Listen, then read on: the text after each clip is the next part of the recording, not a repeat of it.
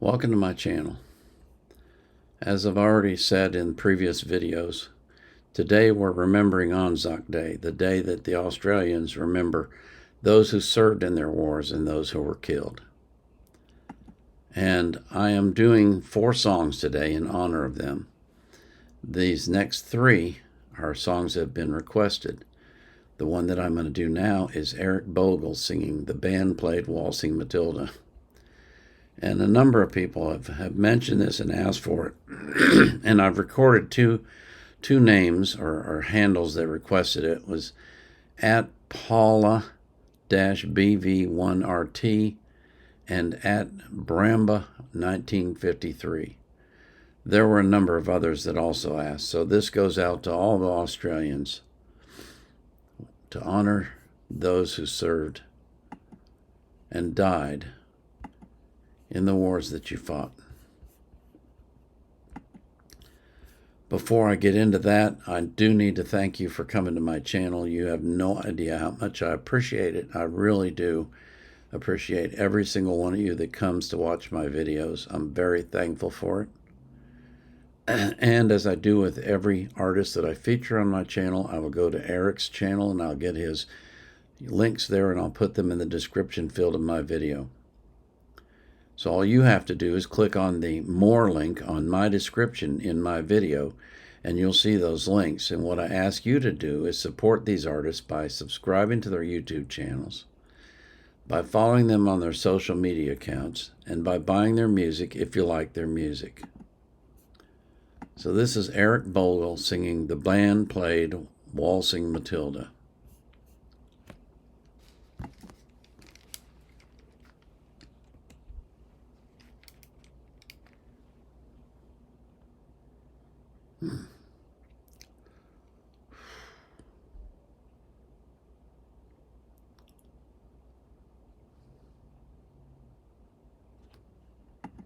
Just a note, you saw that scrolling across the screen. 50,000 Australian troops died in Gallipoli. The Americans lost just slightly more than that in the entire Vietnam War. As war has progressed, we have improved the way that we treat wounded troops, and we've been able to save many lives that way. Of course, the flip side of that coin is that they come home permanently damaged. Amputees, brain damage, all sorts of problems that they have to deal with. But they're alive, they lived.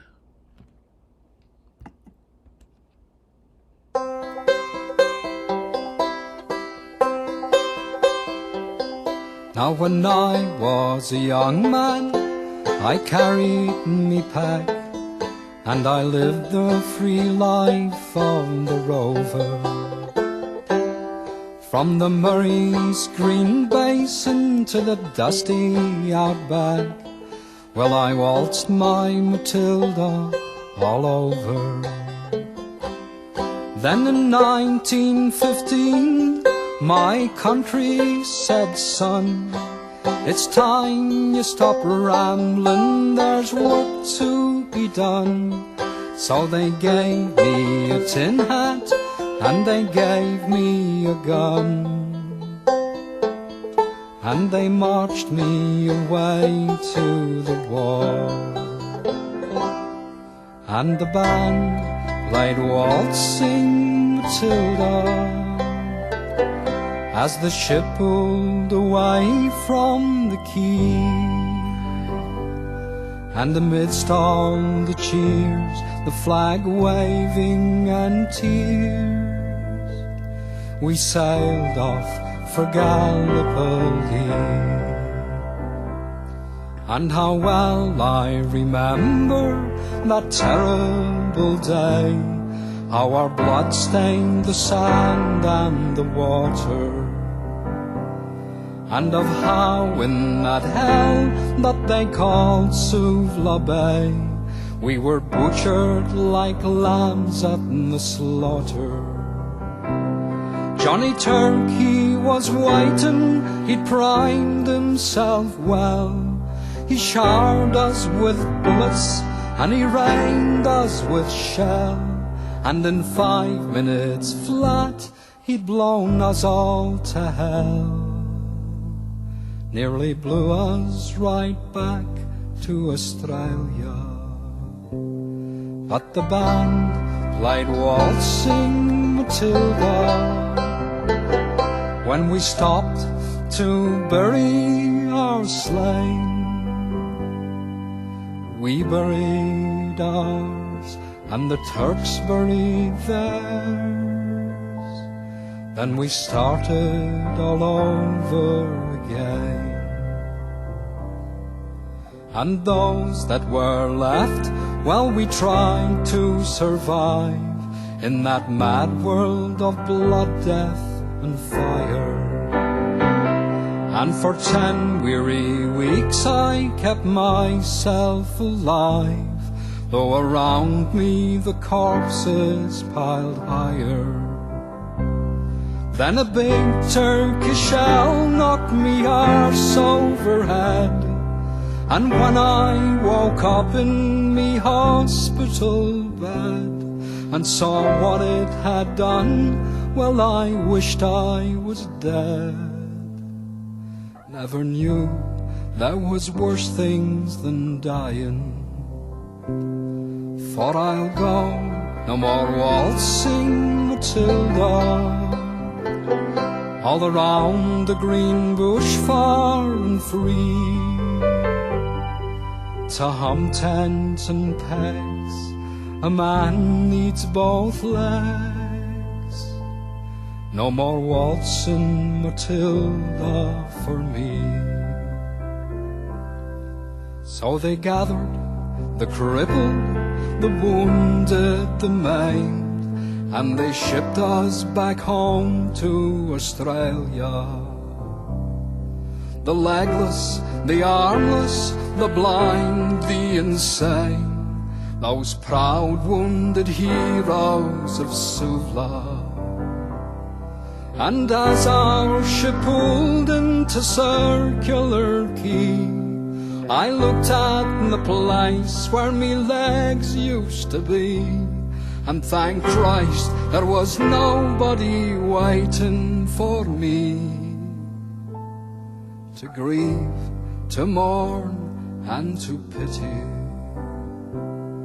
But the band played Waltzing Matilda as they carried us down the gangway. But nobody cheered, they just stood and stared. Then they turned all their faces away. And so now, every April, I sit on me porch and I watch the parade pass before me.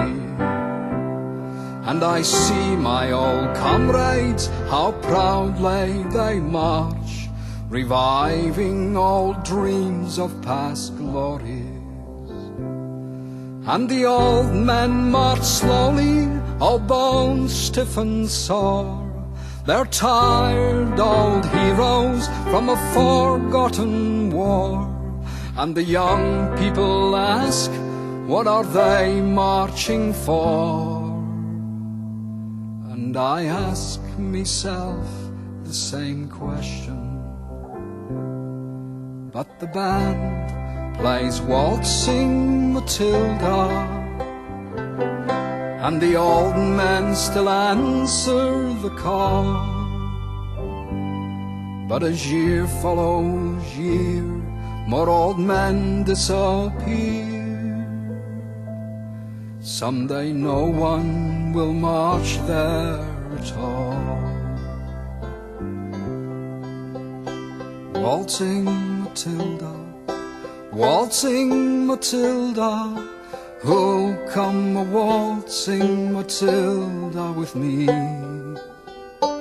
And their ghosts may be heard as they march by that billabong. Oh, come a waltzing Matilda with me.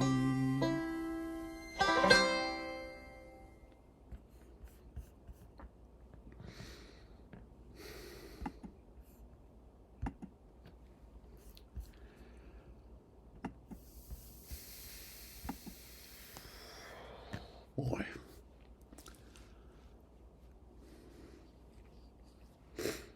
If you know anything at all about World War I, it was a slaughterhouse. The number of people that died was appalling. Excuse me. I don't want to say that war has gotten better, because it can't, but and this may sound odd, but it's gotten less lethal, at least for the Allies. Less people die. And that's a good thing, because back in World War I, they just sent wave after wave after wave of innocent young men to die. And it's hard to explain why they would fight that way. You know, the reason why we fight wars is because there's evil in the world. And we only have two choices. We either have to succumb to evil or we have to resist it, one or the other. And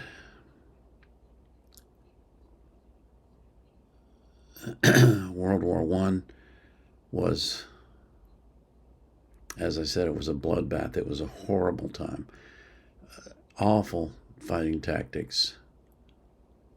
Awful use of power that had come on the scene for the first time, with big artillery and machine guns and tanks and all those things that are so lethal to men walking on the ground. And since then, we've learned how to fight against those things and how to avoid being decimated by them, but they still kill people every day in war. World War II, millions and millions of people died, many of them civilians, and of course, almost 6 million Jews. And the Nazis didn't just kill Jews, by the way. They killed gays, they killed Romanians, they killed Poles, they killed a lot of people. And as human beings, when we're confronted with that sort of thing, we really only have two choices. As I said, we can either resist it or we can succumb to it, one or the other. And I doubt that anyone, any sane person, would say that World War II was a mistake. But as we've moved through the ages, through the decades, people have come to look at war more and more as a mistake. And of course, Vietnam is viewed that way. Not by me, because I know the history of communism. I know that they killed over 30 million people in Russia. And the Chinese killed more than 50 million of their own citizens. The Cambodians killed 21% of their entire population. So what do you do when you're confronted with that evil? Do you just say, oh, well, it's not my problem? That's what a lot of people want to do, is just say, it's not my problem. Well, guess what? If you don't resist it there, it becomes your problem here. And then a lot of innocent civilians die. It's the worst kind of conundrum. And it's something to think about. That's all I'm going to say for now. Maybe more with the next videos. But I pray for you, my viewers, that you will live an abundant life, that you'll be healthy and that you'll live a long time, and that God will keep you safe from harm. I pray that He'll do that same thing for every single person that you love. And I pray most of all that you will be anxious for nothing, but in all things, through prayer and supplication with thanksgiving, you will make your requests known to God. And the peace that passes all understanding will keep your heart and mind in Christ Jesus. This is the Vietnam Era Vet, out.